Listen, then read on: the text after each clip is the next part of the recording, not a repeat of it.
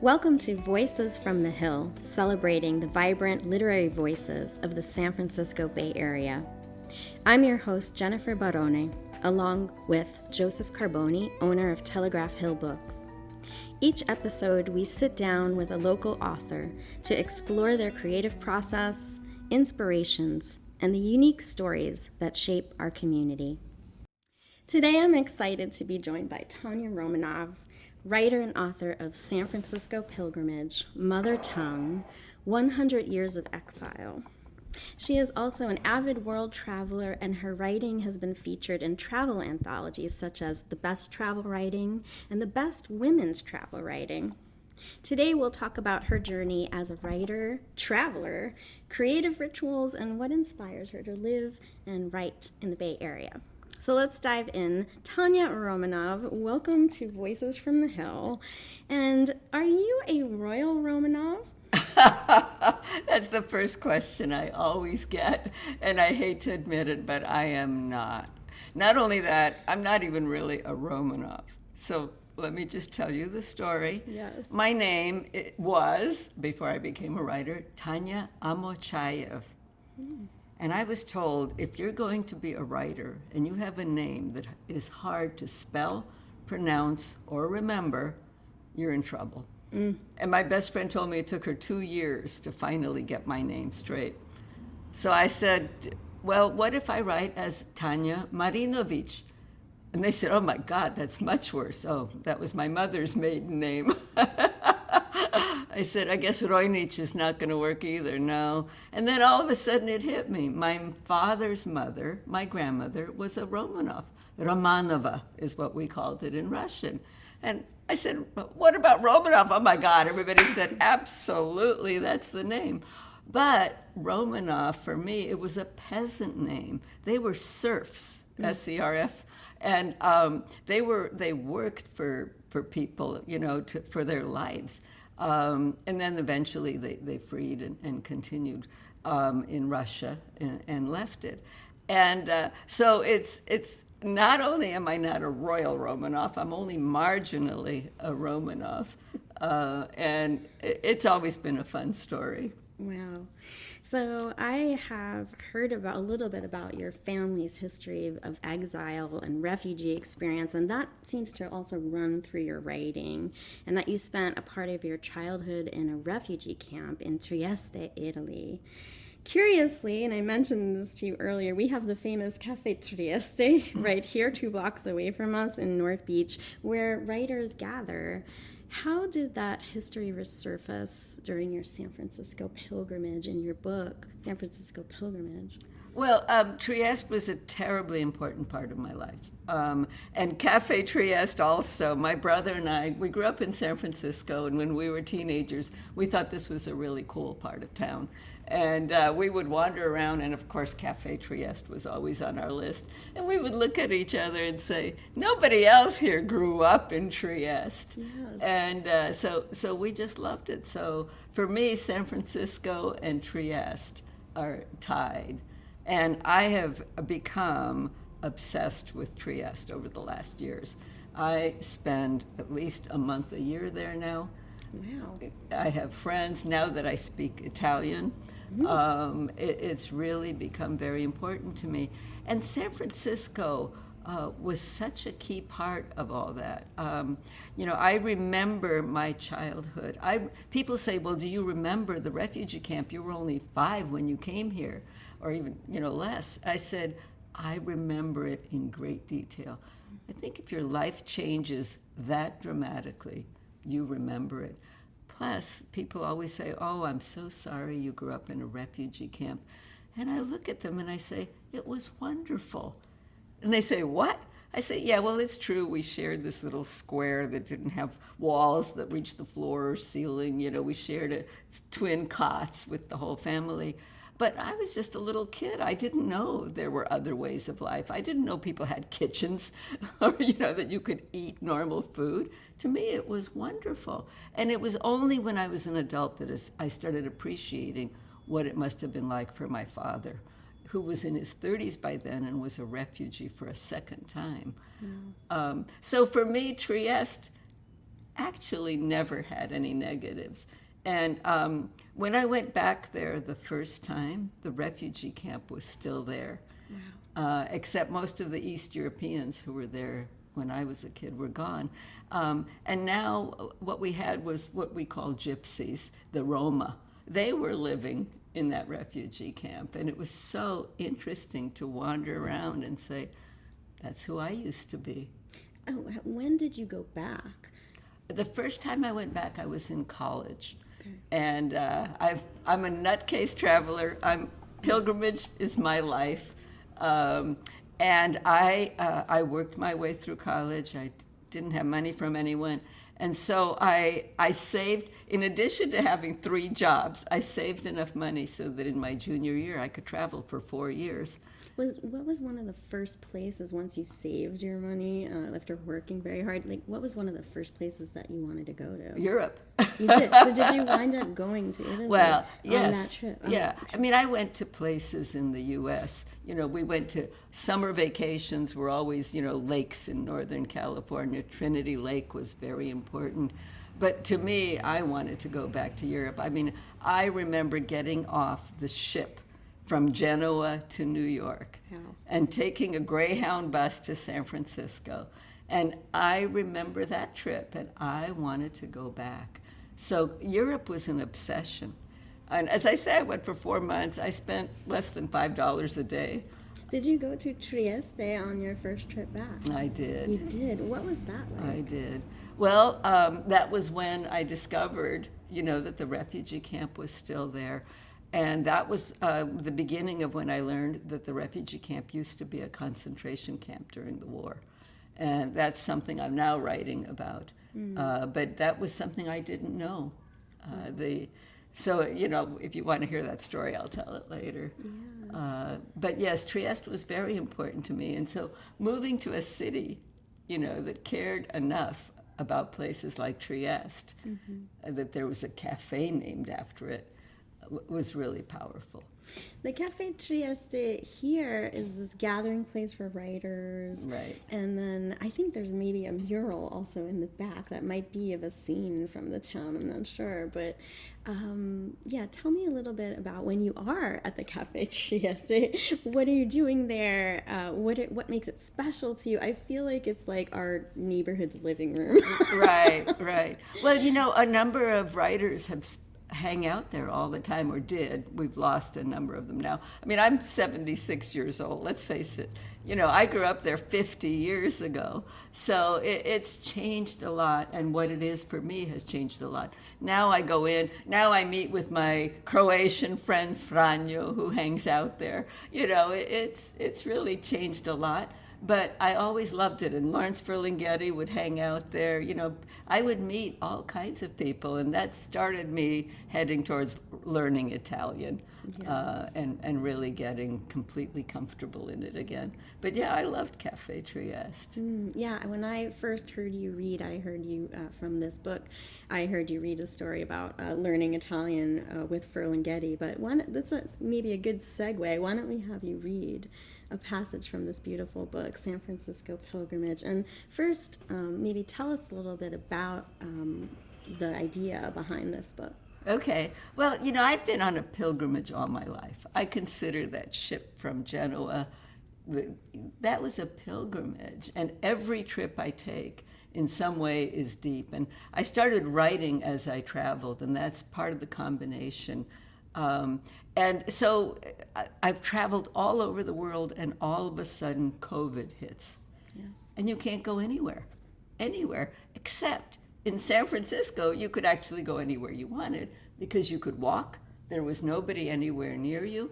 And so that's what started my San Francisco pilgrimage, where I walked a different route of the city every day, which today is part of some famous trail system. But I just did it randomly, and it was all places I grew up in. And so that was really fantastic. And now that I've distracted myself from what you asked, but I'm going to read from this book. And what I did was I wrote a chapter from every day. And, it's my past. I look at the cover now, I see the people I grew up with, the people that came here from the refugee camp. So I'm going to read you a piece and then we'll talk about it some more. Wonderful. Thank you. Okay, so this is called North of the Panhandle, which is where I grew up. When we lived in this neighborhood, my grandmother, Daria, or Babusa, as I call her, went out alone for only one reason, to visit a convent that held daily services. She stepped out of the house, walked to the corner, and turned toward the Panhandle. She followed Fell Street to her destination, which was a few blocks to the east. She would climb the front stairs of a beautiful, large, old Victorian and immerse herself in the only peace she could find in this foreign land. Services in the old Church Slavonic were performed daily and went on for hours, as befitted a monastic life. She knew all the priests and nuns who lived here. My adopted Uncle Zhenya would often join her on these visits, and sometimes I would tag along. The interior was small and dark, and I missed the singing that filled the bigger church on Fillmore. But the walk was nice, and sometimes I talked my grandmother and uncle into extending it through the Panhandle, and maybe even to the playground. Walking down Fell Street now, I cannot find that convent. It has been years since I last recognized this haven, which has to be between Masonic and the old hospital, a distance of just 2 blocks. I know it wasn't on the corner, so where can it be? You'd think it'd be easy to recognize a familiar house, but they all blend into a cityscape that grows less personal as time passes. Anyway, I'm going to skip a little bit, and I'm going to write about the home that I lived in. From that church, I would walk along Hayes Street and see the house that I grew up in. And I started meeting people on the street. And one of them joined me as we were walking along. And she decided she would get me into the apartment we lived in, which I, of course, was mortified to think about knocking on the door. "Can I help you?" the woman asked. "My friend lived here many years ago and would really like to see it again." "When I was 5, over 60 years ago," I interrupted. The woman looked at me in surprise. She wanted to hear all about it and invited us in. She was happy to let me wander around, in spite of the fact that her partner was working from home and had locked himself in his study. "I can't believe this hardwood floor is still here and gleaming," I said. "My father built it with throwaway wood scraps from buildings that were being torn down in the neighborhood in the 1950s. It was a source of pride for all our years there." I walked on that beloved hardwood floor along a dark, narrow corridor that once rang with the noise of Russian voices and children squealing. The room seemed smaller than I remembered, but still had the same configuration. I saw the kitchen, where so many cups of Turkish coffee were cooked and sipped. The outside fire stairs, where I could sneak upstairs to Aunt Galia's. I reached the bedroom and was mortified to remember the bedwetter who caused my brother to sleep in the dining room, since the living room was occupied by Babusa, my grandmother. It's awful how embarrassing memories don't fade. I can't believe Lorraine got me into this altar to my past. I am so happy I was able to get her a bottle of champagne this morning. I am amazed at how this house ended up in my family, and I feel a final bit of gratitude. Rummaging through my cousin Helen's mother's documents after we lost my beloved Aunt Galia a few years ago, she unearthed history, documents that I wouldn't even believe still existed if I didn't have my own copies. Specifically, Helen found her father Shura's income tax returns from 1954 and 1955, as well as a deed of joint tenancy. by which Morris P. and his family sold property to my father, mother, aunt, and uncle.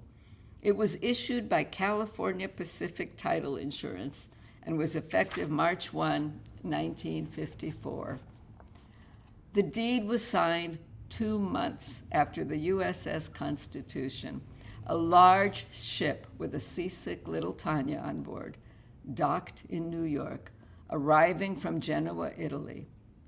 With those signatures, these poor homeless refugees acquired a San Francisco home that is today worth $4 million. Yes, 2 months after arriving in the States, our nearly penniless family owned that home. Really, we owned all 4 apartments. How could it be? Shura and Galia had arrived a few months earlier, and he and my father got jobs at Sunbeam Corporation, fixing appliances for $1.25 an hour. With the city being emptied at that time, no one was buying in this declining neighborhood, so the owners were desperate.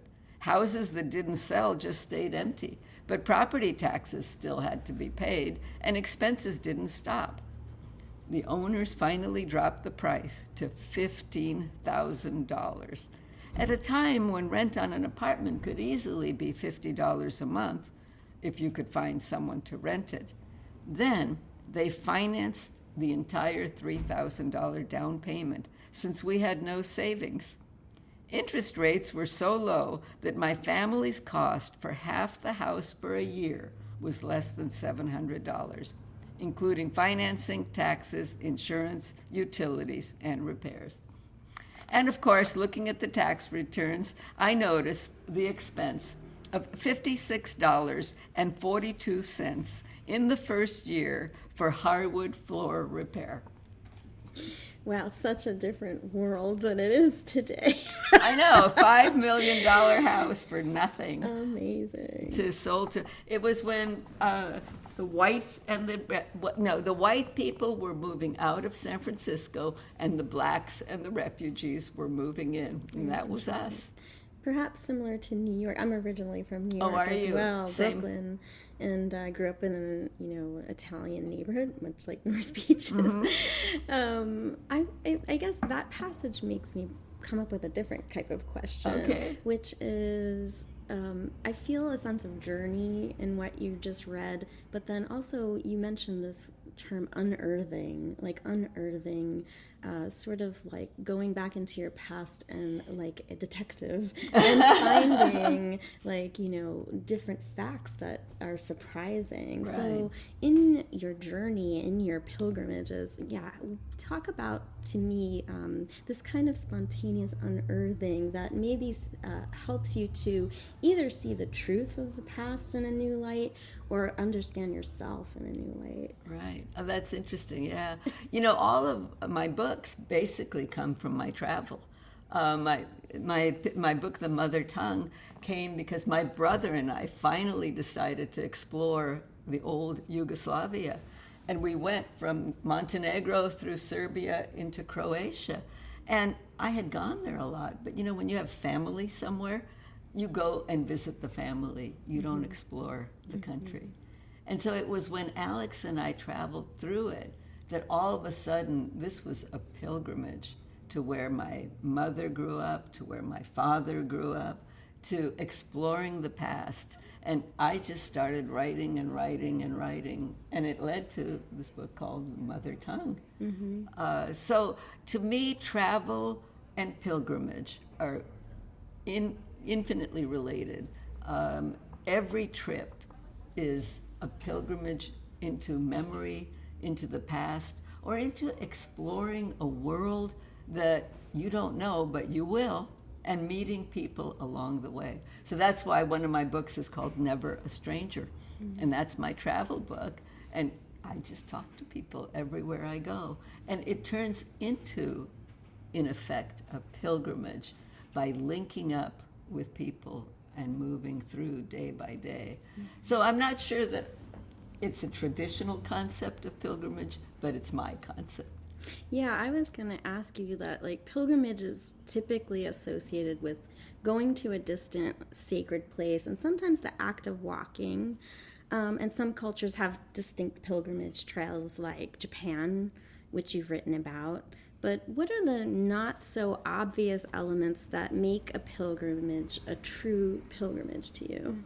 Well, I'll give you one example. So I lost my father while I was trekking in the Himalayas. I mean, it was very tough. And I didn't find out that he was gone until I got finished a 3-week trek around the mountains. And I was in the mountains, and when I came home, he was gone. And I had a very troublesome relationship with my father. And I felt so guilty that I had not made up with him or apologized to him or been caring enough for him, and he was gone.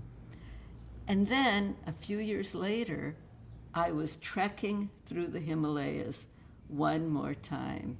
Now I'm going to cry, because on that trek, I met my father, and we trekked together.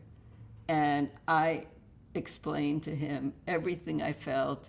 I shared with him all the love I felt, and he was with me. And I will never forget that. And so when you say, what's a pilgrimage? I don't know, but how could my father join me on this trek? Amazing. And that kind of thing has happened to me a lot. Mm-hmm. I lost my mother while I was trekking through northern Italy, through the Dolomiti. Wow. And it was the same experience. She's with me now whenever I go there. So I don't know if that helps explain. It does. And same thing with this San Francisco pilgrimage. The first day of the pilgrimage, I decided I had grown up in a very poor slum neighborhood. So I was going to walk in the only slum left in San Francisco.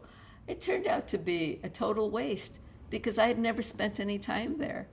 But when I went back to where I grew up, to where my heart was, that is when it mattered. What surprised you most about making these familiar streets of San Francisco sacred? Because you've lived here for so many years, but then during this period, during COVID, you decided, I'm going to pilgrimage around San Francisco, this place that I live in. I mean, how did you make it, or is it already sacred and you're just unearthing that? Well, I suspect it was always sacred, but I don't think I knew it. And it took this experience for me to say, oh my God, yes. This neighborhood, when I walk by, the houses where I lived, or when I walk by the library on Haight Street, where as a kid I'm a crazy book reader in addition to being a book writer, to walk by that library was like, oh, this is where my heart was. Or when I walked by the grammar school playground and remembered the challenging times of being the only white kid in this grammar school, and getting clobbered and getting tough, it changed everything. So in many ways, it was like this pilgrimage. COVID brought San Francisco into my heart. Usually, yeah, when people go on pilgrimage, like going to Tibet, they're going somewhere really far off to find the sacred. But in this case, I feel like you're unearthing the sacred right in your own backyard. Right. And it made me understand that I could find it anywhere. Anywhere. Yeah, so now, I guess I want to know now, like, where's the next place you want to travel? I mean, everywhere is sacred everywhere. now. So, one of the most sacred places for me in the world, and I'm not even sure I know why, was in Tibet and in Lhasa. Mm. And to me, the Potala Palace, the hill, I always believed I had gone there as a youth, which was not true, but it was always in my heart and in my mind, and I just got back from there. Oh, wow. And how long ago? 2 weeks ago. Wow. Are you going to write about this? Who knows? Maybe. I'm writing a lot less all of a sudden. That's the other thing that has changed is I now am taking some time off, and I am just living in those moments and thinking about them. And I find that when people ask me about this trip, that's when it starts congealing and I start understanding, what I saw and what it means. It was an experience of a lifetime, and I'm happy I did it, and I'll never go back. As a writer writing about travel, are you writing while you're traveling, or do you like to be present, as you just described, and then kind of come back and let the memories marinate and then write about them from a different perspective? No, it's a combination. I have to write while I'm traveling. And I write, so it's interesting. I started writing some years ago, and I used to write by hand in a notebook. I wrote, when I first started writing, I was part of a group that wrote 3 pages every day on a different subject each week, and we all reviewed each other's work.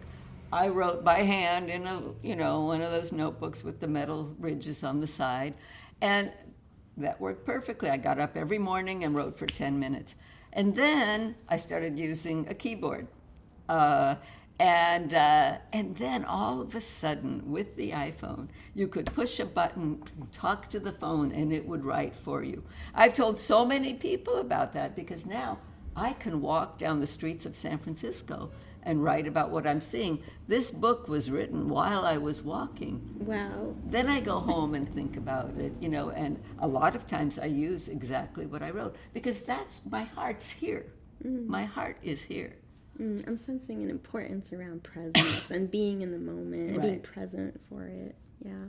I want to go back a little bit to heritage. So in your book, and one of the stories you wrote, how many of us have lost our heritage before we realized how important it was. That line really touched me big time as an Italian American. I often feel like, for instance, that I don't truly belong in either place. Like I'm that hyphen in between places. So depending on the situation, I think that aspect could be liberating, or it could create this sense of loss or a deep longing for home or belonging. So I wanted to ask you, how does this experience of rediscovery of your heritage and longing or belonging play out in your work and in your life? Well, to me, it's such a gift to have, for example, had my aunt live long enough to help me when I was starting to do the research for the past. And I say to people, you need to talk to your parents, record it all, because you never know what it is about their lives that has made you who you are. And you won't know if you don't talk to them and listen. And so many of us, most of us, just wait and our parents die and they disappear, and then we say, oh my God, I didn't ask them this, I didn't ask them that. Yes. And it's such a gift, and I didn't. I wish I had. But it was, my parents left before I became a writer. Mm-hmm. And so thank God my aunt lived and she could answer a number of questions. And she was a very observant woman who, was tracking her husband, my uncle, and my father through their lives. Mm. Do you ever fill in the blanks? Oh my God, nonstop. So people say, what are your books? And I say, it's called creative nonfiction. Excellent. I feel like that gives you so much freedom. Absolutely. Absolutely. Sometimes that's exactly what I remember, but sometimes you have to fill in the gaps. This is about my mother tongue was about my mother and her 6 sisters. Well, you know what? I wasn't there when she was a kid, but I write about her and they have conversations. And yeah, I met them as adults and I can speak their language because of her. I can speak Croatian and Serbian. Did you grow up speaking Croatian and Serbian? Yeah, so English is actually my 4th language. 4th language. Right, yeah. So I grew up and my father was Russian. He and his family fled Russia when he was a baby at the Communist Revolution. So they fled, and they were, in the end, taken in by Serbia because Serbia was close to the Tsar of Russia. So he grew up in Belgrade. And my mother was Croatian, but she also then married my father and ended up in Belgrade for complicated reasons. But anyway, and my brother and I were both born there. But we left when I was 6 months old. So this is what people can't figure out. When I speak Russian, I sound like a Russian. when I speak Serbian or Croatian, I sound like a native. And they don't believe that I can speak English without an accent, but you're listening to me. So it was like I learned in the refugee camp. I spoke Russian with my father and Serbian or Croatian with my mother. And I never even asked her which language it was. And I ended up knowing both because she has so many cousins in both parts of the country. But this continued when I came to San Francisco. So I went to school and learned English in school. In fact, my name Tania, it's not just not Tania Romanov. My name wasn't Tania, I was Tatiana. And my first teacher said, Tatiana, that's awful. I said, what do you mean? She said, nobody could pronounce that. I said, Tatiana? Well, today it seems normal. But she said, don't you have any other name? I said, well, my mother calls me Tania. Oh, she said, that's much better. Mm-hmm. And so I became Tania. And now that's my official name. When I got married, I didn't change my last name. I kept Amochayev. But when you sign your wedding document, your marriage document, whatever name you write is your official name. And I wrote Tania. So that's when my name changed. But so in America, I spoke English at school. I spoke Russian at home and in the Russian school. I lived in Russia. It was just called San Francisco. And I spoke Serbian or Croatian with my mother. And in the middle of a sentence, if I looked from my father to my mother, I would switch languages. Interesting. In mother tongue, you reflect on language and identity. Often learning another language or learning our family's language, I think opens up sort of like a door or a portal of potential. What role does language play in your writing, in your life, and how do you feel like it changes somebody's life to be able to move in all these different languages as you're describing? Right. Well, I hated my parents.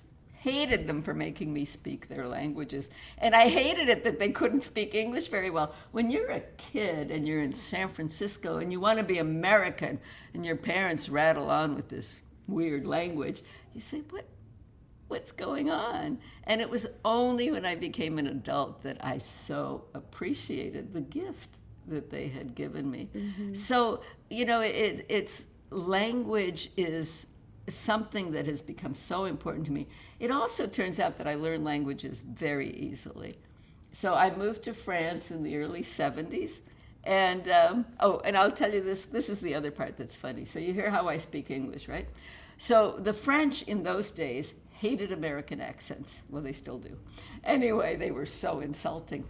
And they were so nice to me. And I finally said, why do you treat me so well when I speak French? And they said, what do you mean? I said, well, you don't like American accents. And they said, what does that have to do with you? And I said, well, I'm American. And they said, no, you're not. I said, yeah, no, I really am. And they said, oh, no. And it turns out that I speak French with a Russian accent. Oh, interesting. Because that's my native language. And they love Russians, so it was okay. So to me, languages have become terribly powerful. Mm-hmm. And, I travel so much. I just went to Latvia, Lithuania, and Estonia, the Baltics. Wow. And there, they're right next to Russia. And, of course, now everybody hates Russia. So I would say to them, oh, говорите по-русски? Do you speak Russian? They would all say no. But I'd just keep talking. And when they understood that my father left Russia 100 years ago, I wasn't a Putinist. We became so friendly, and it was such a gift to get to know these people and relate to them. So to me, language is a real gift. I wish I spoke 100. Yeah, I feel like it creates access to getting to know people, maybe to understanding the local culture, but then also I'm realizing more and more the importance of translation, too, and how that creates access to whole worlds of the way people see things. Yeah, right, and our phones are making that so much easier for people. So many of my friends walk around with these apps and they talk, and then the thing talks to the people in their language. It's a gift. It is a gift. It's a gift really to understanding, I think, other people.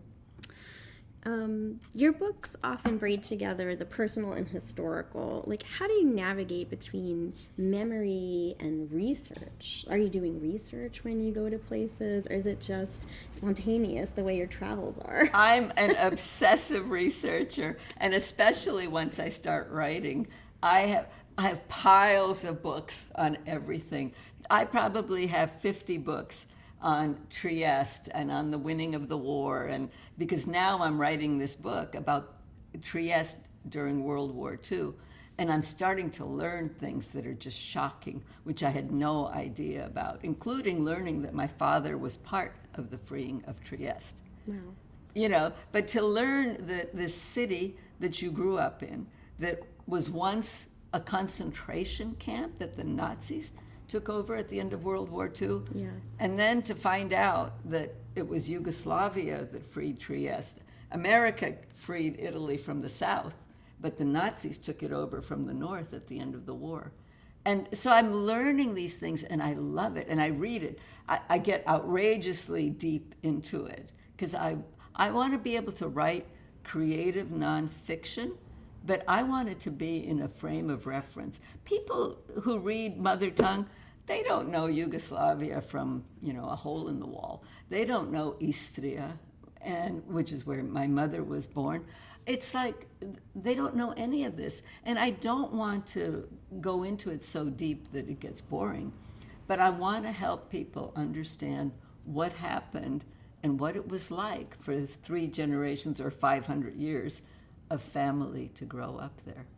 Yeah, I think that brings me to this question, but do you find yourself writing for the Bay Area, for instance, or who are you writing for when you are telling these stories, and then what do you want people to take away from them? What I've finally realized is who I'm writing for is people like myself who have left a past behind, but also for my children, my grandchildren, and everybody else's grandchildren. And when I get notes from people about my books, people will write me about mother tongue, and they'll say, my family left Croatia, 100 years ago, and I knew nothing about it. And reading your book just helped me connect to it. To me, that's one of the biggest gifts I can get. That's a huge gift, right? Really, to bring that forward for people. So that's what I write for. It's interesting. It's not for promoting and making money, although they are selling quite well. For your own personal life, right? In your work, like, what has writing these stories and going on these pilgrimages, because you're a world traveler, right. You've gone everywhere. So you've gone back into places that are personally important to you, but then often are also going to other cultures that are, worldwide. All of these experiences, give me some surprising nugget of wisdom that's elevated, your idea of being a human here on this planet, doing this work, and importance to your life. Oh, that's a hard question. Mm-hmm. It is. I struggle with that one in my own life. Well, I'll tell you, there's something coming up in a few weeks, and thinking about it helps me deal with what's happening. I am going to be trekking in the Himalayas again, and I'm 76 years old. And one of the things I was supposed to do on my way here was walk up the Hyde Street Hill, which is 300 feet of elevation gain, steep, steep, steep, because I need to get in shape for this trek. And I have to be in shape for it. It's very important. But in the end, it's not about that.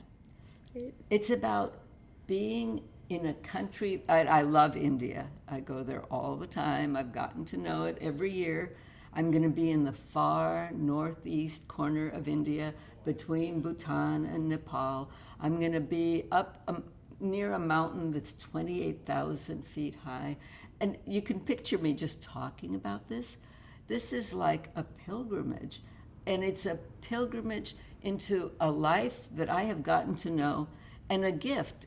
Think about how old I am.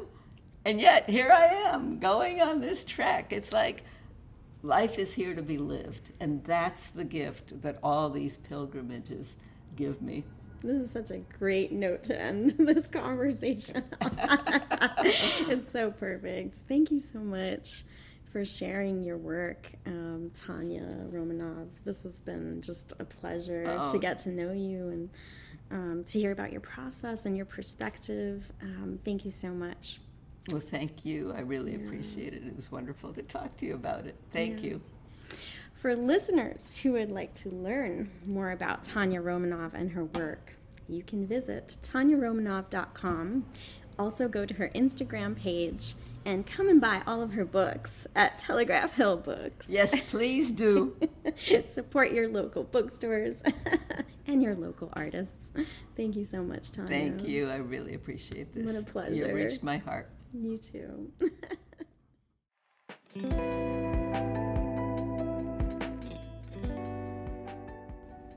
This podcast is brought to you by Telegraph Hill Arts and Literature. If you enjoyed today's episode, please follow, subscribe, and leave us a review. Visit telhighlit.org to find out about our local events such as author talks, writing workshops, and more. Consider making a donation to support our public programs. If you're a Bay Area author interested in being on the show, we'd love to hear from you.